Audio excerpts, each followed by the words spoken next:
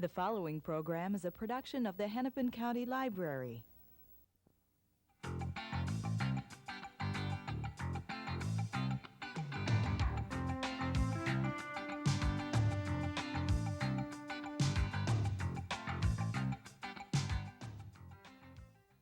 Hello and welcome to a discussion with Graeme. My name is Arlene Case. I'm a children's storyteller and bookseller for Borders Books in Minnetonka, Minnesota. Welcome. Welcome, Graeme. G'day.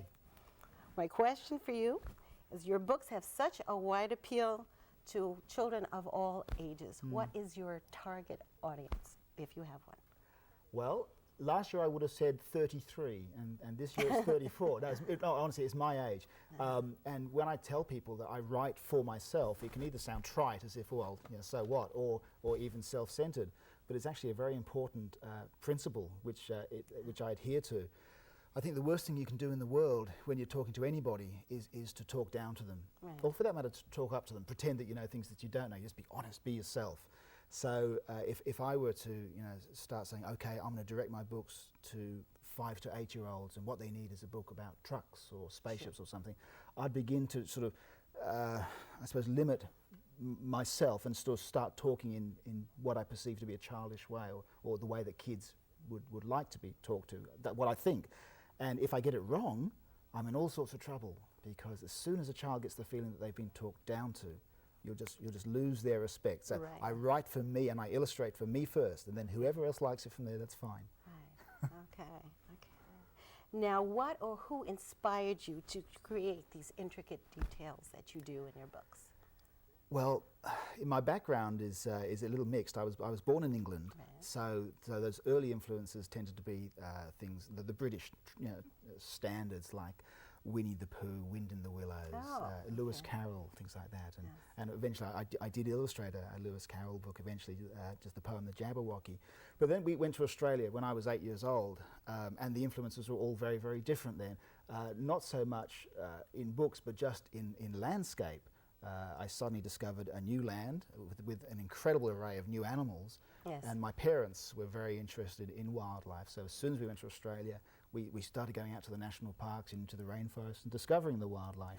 So it's no surprise then that my pictures are to do with animals. As for the detail and the intricacy, I don't know. It sort of gets a bit obsessive, that I love the idea of being able to look into a picture and find more than initially meets the eye. There were pictures I remember as a kid where there would be puzzle pictures. You'd look at it, and then if you looked at it again or you turned it upside down, there'd be some sort of puzzle or a trick to it. And I always liked pictures like that. Yeah, you see something new each time you look well, I at think, it. yeah, I mean, that's what I would hope would happen, say, with the books that I've done. And it has. Oh, good. Well, with Animalia, for instance, it was started off as an alphabet book. I mean, that's what it's basically about, A to Z, or Z, as you say here. And it wasn't enough, though, to just do A is for apple and B is for balloon or something like that. I wanted to do A is for all of this, everything I can think of. So there is lots and lots of detail to be found. Yeah, well, they are sure exciting to look at them. Now, in Animalia, you placed yourself in each one of the illustrations. Now, this idea has been copied by others. For example, I don't know, maybe I copied from them, I don't know. No, well, let's just assume that they copied from you. That's very generous of you, thank you. The Waldo series is like that. Yes. Are you familiar with that? I am, although in Australia it's called Where's Wally? Because Waldo is a name we don't understand. Yes, the Waldo series. How do you feel about that? I don't feel anything about that it doesn't bother in you? particular. Oh, well, no, I don't think there was any. I mean, it's not as though it's a sort of a copyright idea. In fact, with Animalia, it was an afterthought. What I wanted to do, see, I'd done the first picture, was horrible hairy hogs hurrying homeward on heavily harnessed horses. I'll show this one here. And it was an image which I felt very, very strongly about. I had this vision of these huge horses galloping across a stormy landscape. I just wanted to do that picture for its own sake. And having done it, I was after some sort of application for the art, some reason for having done it. So I thought I'll call it Horrible Hairy Hogs Hurrying Homeward on Heavily Harnessed Horses. And then I was faced with the problem of having to do another 25 or 26 of them. Just like that. But the little boy, the reason he was there is to link a lot of disparate images. I mean, every picture is its own sort of world. And so when I did the C page, I decided what I would do is have the same little fellow which I'd hidden very secretively in the H page. He appears again in the C page. He becomes a link through all of the pictures, and serves the purpose of getting people to begin to look. You know, the first game that you could play with the book, you know, for instance, would be find the little boy, and then you'll begin to see all the other things which are hidden in the pages. It certainly works because there's so many different levels that one can enjoy the book. Well, yeah, I mean, this is right. So at a very, very simple level, it would just be, say, you might see a piece of cake, you know, down in the bottom corner. There's a slice of cake just right on the side there. But it's not just any cake, of course. It's chocolate cake, or it's chocolate cream cake. It's been cut or chopped and it's crowned with a cherry. But also it contains calories and carbohydrates and, you know, cholesterol probably, and all that sort of thing. So yeah, you can keep sort of finding new things all the time. Yeah. That's what I like about sort of doing this sort of work, is that there is a sort of a humour to it, entertainment of discovering new things all the time, coming back and suddenly just finding there was something there I didn't realise. Is there almost a compulsion type of a thing to get as much as you can? Well, I've certainly received letters from people talking about the fact that they've sort of brought Animalia out at a dinner party and have that's the end of the conversation for the night, and they've written to me sort of in mock anger that this has happened. Yeah, well, it is exciting. It is. Now I'd like to ask you a question about the 11th Hour that was published by Abrams in 1989. Yeah. Can you tell us the process in which the ideas for this book evolved? Well, as for where the idea came from, I'm not really sure. It was one of those right out of the blue ideas. I was actually working on another project, a field guide to dragons of the world, which is yet to come to reality. And it really just suddenly I thought, wow, I could do a mystery story but with all the clues in the illustrations rather than in the text, as would be the case with Agatha Christie, for instance. And about 15 seconds later, it seems now in memory, I came upon the title, The 11th Hour. It just sounded like a great mystery story title. So I was faced with the problem of trying to write a story to match a title rather than the other way around, which I presume is the norm. But so I devised the idea of 11 animals that go to an 11th birthday party on the 11th of November, and when they're there, they see this wonderful feast spread out in front of them, but they're not going to eat it until 11 o'clock, the 11th hour. So they go off and they play 11 games and finally come back into the banquet hall, and all the feast has vanished. And that was the mystery, and all the clues I just sprinkle throughout the book.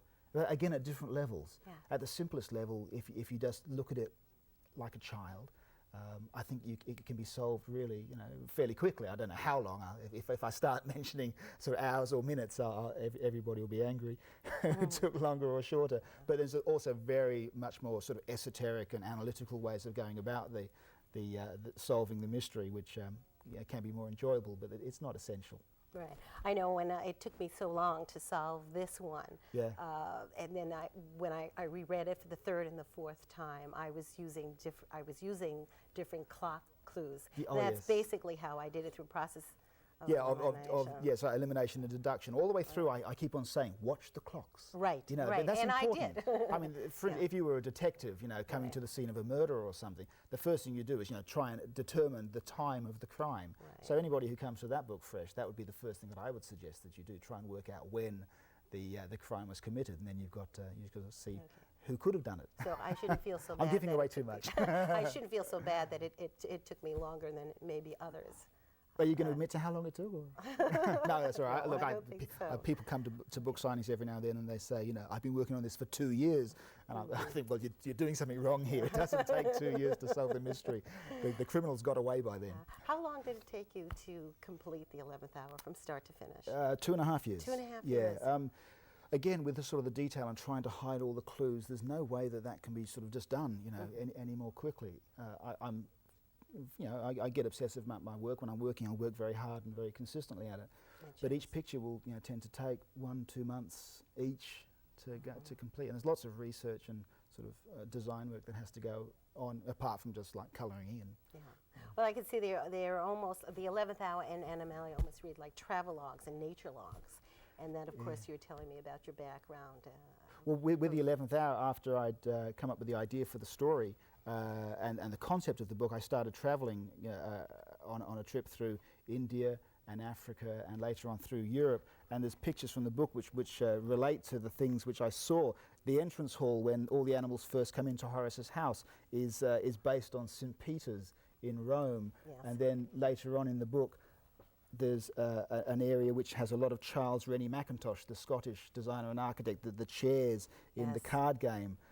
In India I saw beautiful rugs and tapestries and stuff, so the picture for with the snakes and ladders reflects all those things which I saw. So a book which started out as, as a strong idea, but a fairly simple idea, was expanded and fattened out by the experiences that I have. Yes. So I think it's important when you're writing or illustrating that the stuff really does come from within, that you don't try and think, well, I wonder what it would be like to be an astronaut or something. Much better off, if you can, to go up there and actually experience it. I mean, some things aren't possible, but if experiences can come into a book as well as ideas and sort of imagination, it just gives it that extra roundness, and it's more satisfying. Really shows. You write what you know and you illustrate what you see, and you incorporate the two together. Yeah, it's a question of sort of honesty or Yes. integrity in the work. That's what I'd aim for anyway. Yes. Okay. Well, it's wonderful. Thank you. Now, my grandmother Yeah. lives in Gula Gulch. Yeah.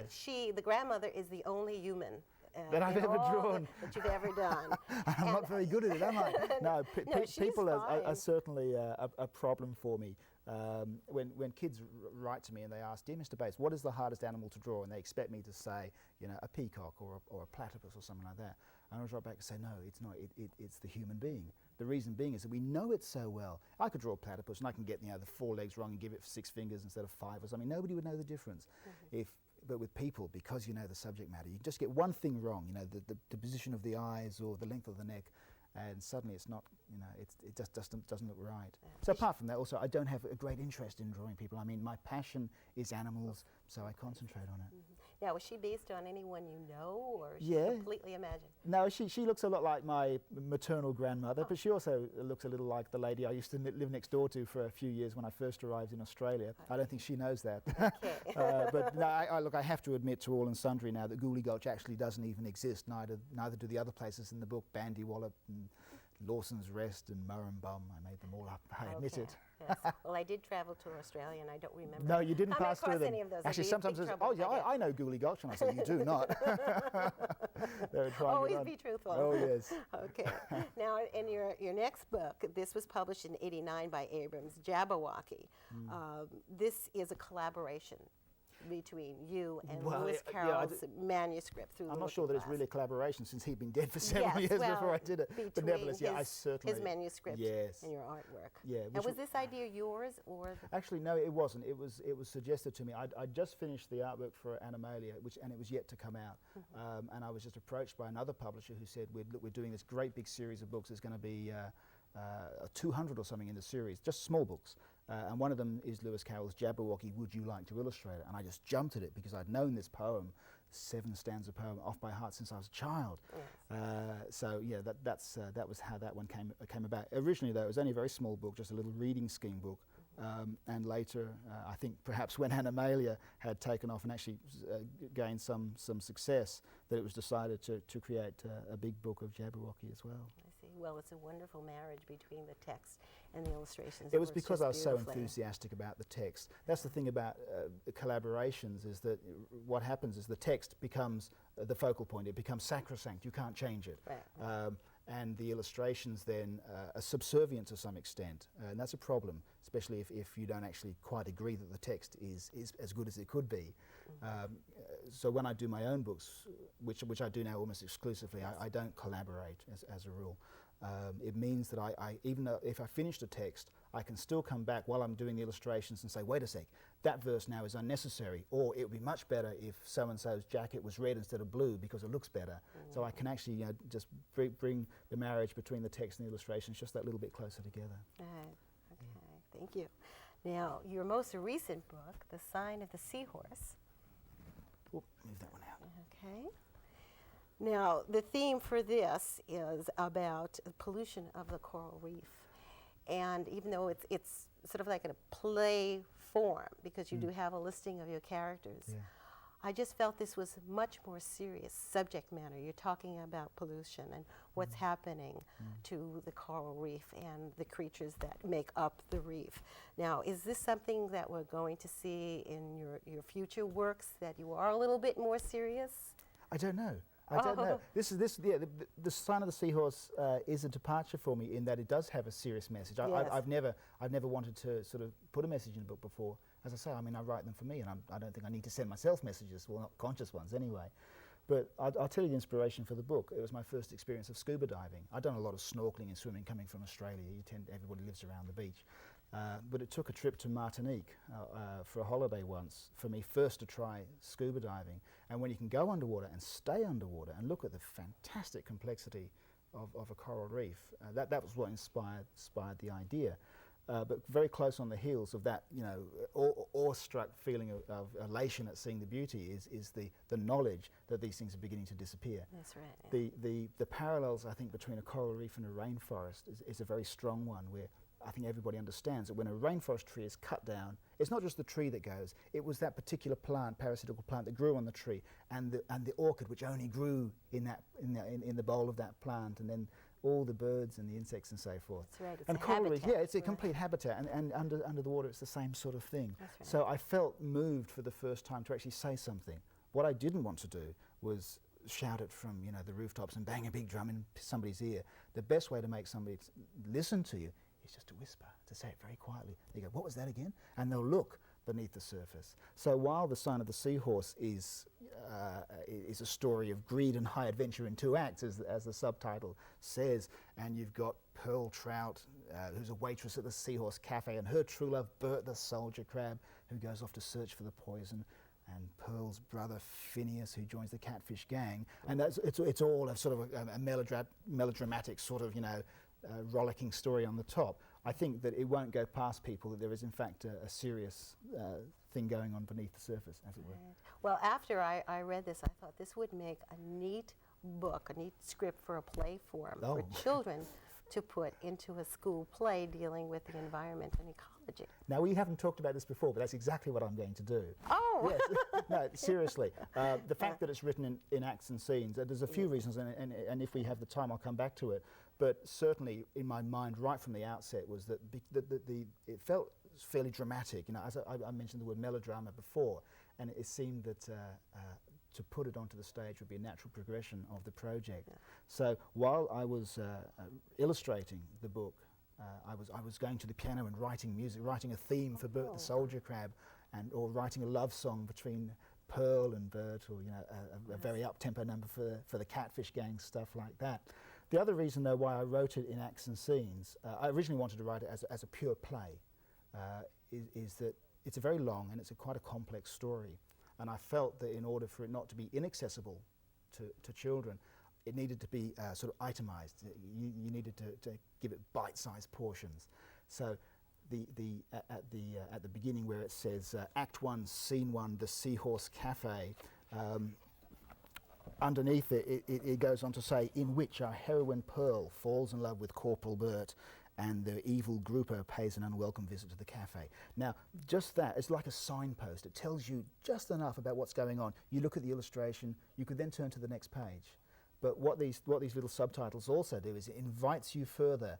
Other ones will say something like, in which da-da-da-da-da, and Pearl embarks on a long journey into the unknown, or Phineas makes a startling discovery. This is a very old-fashioned sort of thing at the beginning of chapters, and it invites you further in. Say, for a reluctant reader who isn't that keen on the idea of reading, it will say, come on, read me. But it will also give that same child or adult a way of short-circuiting the long text and sort of doing it in a simpler way. Right. Well, I also felt in reading it there was a lot of emotion. Each one of the characters he meant that they're obviously not people, but they could be. Yeah. Well, that's my great interest. Although I'm interested in getting the animals accurate, it doesn't go down right to their anatomy. Like I'll sit a fish up in a chair and get him, get the fin holding, a glass or something like that. I'm more interested then in actually injecting humour and personality into the animals. I mean, it's classic anthropomorphism, Right. which goes in and out of fashion, I'm told. But I mean, I've never taken an awful lot of notice of whether things are in fashion or not. Okay. Well, for me, it's always in fashion and it always works. So this Oh, is very, very Well, successful. it was the stuff of my childhood. I mean, Winnie the Pooh and Wind in the Willows, that's really what it's all about. Okay. And another thing I wanted to ask you is that you always write in a rhyming text. Do you feel most comfortable in thinking and writing in a rhyming text rather than prose? Yeah, I do. People say, why do you do it? It must be very difficult. I say, no, it's actually easier. It gives you some sort of format within which to work. You've got 4 lines in each verse in which to say something. And if you haven't said something in that 4 lines, you throw the verse away. So it keeps you, very sort of directed and focused at the work. Also, because I have a great love of music, it's sort of a way out for that. The meter in my verse tends to be very exact. I'm very careful about the musicality of the verse, which comes from the musical background, I think, as much as anything else. It does really come I to think, but kids relate to that too. Yes, they do. But it doesn't even have to be necessarily rhyming. Alliteration, such as in Animalia, they also have a musicality which I think kids instinctively, naturally tune into. Oh, yes. I think all children have do. that. And adults too. Some Yeah, of but us a lot of them love lose it. And this is the thing. It's such a shame when grown-ups think that to be grown up, you have to leave these sort of Well, I'm glad I've never childish grown things. up. Yeah, well, me neither. I've always made a distinction between being childish and being childlike. Like. Being childish is not a good thing. Being childlike is precious. Right. And you hang on to that. Yes, you do. Did you always want to write and illustrate books? No, I originally wanted to be a commercial artist. This was just a term that I discovered when I was 10 or 11. And I thought this sounded great. This is a way of drawing pictures and getting paid for it. I've seen that, like the definition of the term, commercial art. And sure enough, I went to college, spent 3 years doing a graphic design course, and then dutifully went out and got a job in advertising. And I hated it. I hated it with a vengeance. And what's more, they hated me. I went through 3 jobs in quick succession, got sacked from the 3rd one for incompetence because I was hating the work. And if you don't like what you're doing, you don't do good work. And so that was a very unhappy sort of revelation to me that everything that I thought I'd wanted to do, in fact, was not the case. I'd been beginning just to do some freelance work, though, in the meantime. I did book covers and a couple of record covers and book jackets. Just in the evenings, just to keep myself interested, and also my own work, just because the ideas were there. So when I got sacked, I just quickly got a folio of work together and started going round to the publishers. So in fact, no, writing and illustrating children's books was not like the great vision for my artwork, and yet I sort of fell into it after a very unhappy start in the art business, and I found it was perfect. Starting off first of all wanting to illustrate, and gradually realizing that it was more satisfying and rewarding to be involved in the text, the writing of a book, as well as the illustrating. And in this book, in The Sign of the Seahorse, to me the text is as important as the pictures, although it's not as sort of, it's not the first thing that you see. I'm as interested in getting feedback about the text as about the pictures. Well, lucky for us that you were sacked. Now, do you organize your days home in Melbourne so that you can be disciplined in your writing and illustrating? No, not really. I think in order to be, doing your best work, you have to be fired up and enthusiastic about it. Sometimes I go into the studio and I just look at the work and think, I can't stand the sight of this, I want to go out. And so I will. I'll leave it, and that day I won't work. As the deadlines get closer, and these things do exist, it becomes necessary to sort of work more sort of solidly and sort of push yourself through it. And then I'll do sometimes 16, 17 hour days because I'm just so enthusiastic about the work at hand. Yeah. Varies a lot. And they go very quickly for you, I'm sure. Oh yeah, I mean you suddenly look up, what, lunchtime already? And suddenly it's 6 in the evening, and those are good days. Sometimes they drag. Okay. Have you been influenced at all by any contemporary artists or artists in the history of art? Have they affected you? Yeah, well, as an older student, I was fascinated by the Surrealists, especially Dali and Magritte. I just like the humour in their work as much as anything. I'm sure lots of it is very deep and meaningful and profound, but I've never been one to get involved tremendously in very sort of deep and meaningful things. I mean, I'm not meaning to sound sort of light and airy-fairy, but I love the humour of those incredible juxtapositions. Then there was an English artist who did a lot of record covers called Roger Dean, did a lot of albums covers for a band called Yes. And I was very fired up with enthusiasm when I saw those because they were fantastic imaginary landscapes. At the same time, I was reading Tolkien's Lord of the Rings, which, I mean, you know, talk about expanding one's imagination and vision, and that was very influential on me as well. Okay. Thank you. How long did it take you to complete Animalia? Animalia was a 3-year project. The first year was a little bit erratic time-wise. I was playing in a rock band at the time, and I just met my future wife. She was the lead singer in the band, so I was spending a lot of time on the music as well, and also doing freelance work, trying to earn rent money. But the main project in hand was the Animalia project, although at that time it wasn't even called that. It was called An Animal Alphabet and Other Intriguing Illustrations, which is an incredibly bad title. For the next 2 years, though, after that first year, I got interest from an American publisher, Abrams, to do an American edition. So it seemed to be, it was a definite project that would go ahead. I'd really just started it just because I wanted to illustrate things after this terrible time in advertising. It was just an outflowing of my own creativity. And the fact that in the end the book just took off, and even today it's still printing. The American, in 1992, the American print run hit the 30th reprint.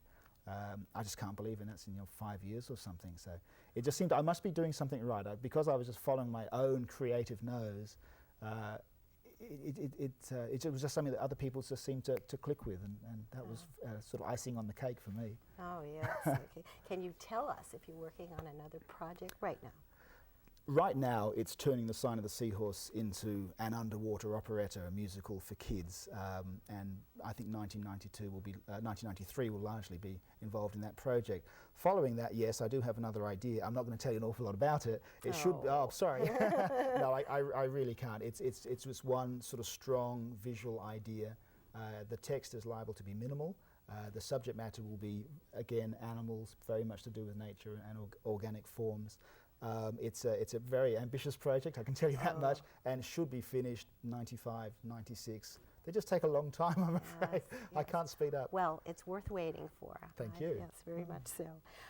You talked about your reaction to the success before of your books.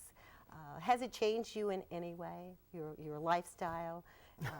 Well, no, I mean, they've been a financial success, there's no secret. And what that's done mostly is given me the freedom to say, the next project that I do, for instance, the musical, I mean, I don't think there's any pot of gold at the end of this. This is just something that I really want to do.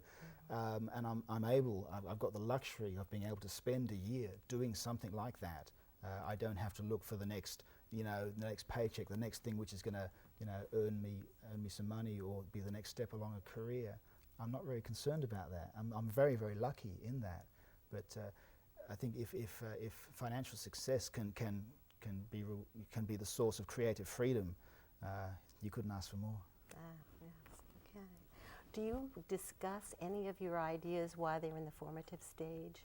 With my publishers, and especially with my wife. She's trained in fine art. She has a great sense of colour and design. And also in the musical side, as I said, she was the lead singer in the band. We used to write music together. So she, after myself, she's the first line. She's up in the firing line as a critic, but also as a very, very good critic with whom I can trust entirely. Yeah, she's very important, that's for sure. That's wonderful. It's wonderful to be able to share that. It must be very exciting. It is. Yeah, there's nothing like it. I mean, I work in a vacuum. I work for myself and by myself, and having somebody else is very important. Okay. Well, I believe our time is up, and I want to thank you on behalf of the Discussion With, and I want to thank all our viewers out there for joining us today.